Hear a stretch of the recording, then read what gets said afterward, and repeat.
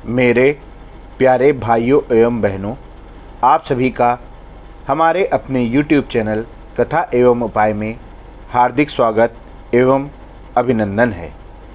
आप सभी से मेरा विनम्र निवेदन है कि आप यदि हमारे चैनल पर पहली बार आए हैं तो हमारे चैनल को सब्सक्राइब अवश्य करें और यदि आपको हमारे वीडियो पसंद आते हों तो उन्हें अपने प्रियजनों व मित्रों को अवश्य शेयर किया करें। धन्यवाद। आज हम आपके लिए लाए हैं माँ दुर्गा की छठवीं शक्ति माँ कात्यायनी की पावन कथा।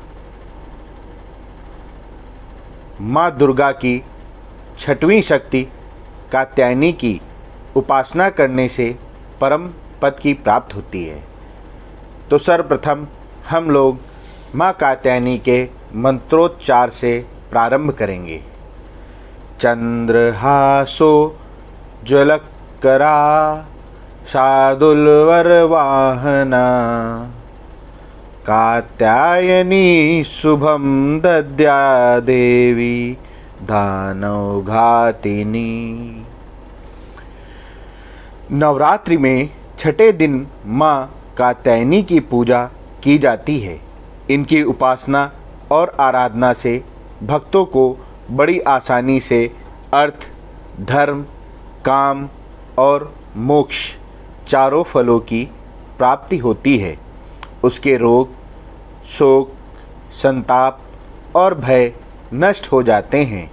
जन्मों के समस्त पाप भी नष्ट हो जाते हैं। इस देवी को नवरात्रि में छठे दिन पूजा जाता है। कात्य गोत्र में विश्व प्रसिद्ध महर्षि कात्यायन ने भगवती पराम्बा की उपासना की। कठिन तपस्या की उनकी इच्छा थी कि उन्हें पुत्री प्राप्त हो। माँ भगवती ने उनके घर पुत्री के रूप में जन्म लिया, इसलिए यह देवी कात्यायनी कहलाई। इनका गुण शोध कार्य है, इसलिए इस वैज्ञानिक युग में माँ कात्यायनी का महत्व सर्वाधिक हो जाता है। इनकी कृपा से ही सारे कार्य पूरे हो जाते हैं। ये वैद्यनाथ नामक स्थान पर प्रकट होकर पूजी गईं। माँ कात्यायनी अमोघ फलदायिनी भी हैं। भगवान कृष्ण को पति रूप में पाने के लिए व्रज की गोपियों ने इन्हीं की पूजा की थी। यह पूजा कालिंदी यमुना के तट पर की गई थी, इसलिए ये ब्रजमंडल की अधिष्ठात्री देवी के रूप में भी प्रतिष्ठित हैं। इनका स्वरूप अत्यंत भव्य और दिव्य है।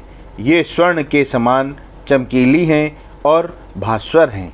इनकी चार भुजाएं हैं। दाईं तरफ का ऊपर वाला हाथ अभय मुद्रा में है तथा नीचे वाला हाथ वर मुद्रा में है। माँ के बाईं तरफ के ऊपर वाले हाथ में तलवार है व नीचे वाले हाथ में कमल का फूल सुशोभित होता है। इनका वाहन भी सिंह है।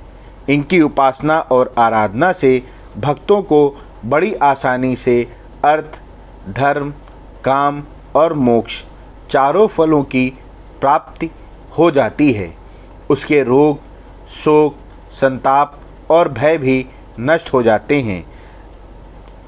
उस व्यक्ति के कई जन्मों के, बल्कि मैं तो कहूँगा कई नहीं, जन्मों जन्मों के समस्त पाप भी नष्ट हो जाते हैं। इसलिए कहा जाता है कि इस देवी की उपासना करने से परम पद की प्राप्ति होती है। तो यह थी छठवीं देवी माँ कात्यायनी की उपासना विधि एवं पूजा विधि। तो आप सभी से मेरा अनुरोध है कि माँ भगवती की उपासना अवश्य करें। इससे आपको अनेक प्रकार के फल प्राप्त हो सकते हैं। साथ ही साथ आपके रोग, शोक, संताप माँ सब हर लेंगी, ऐसा मेरा मानना है और मुझे पूर्ण विश्वास भी है।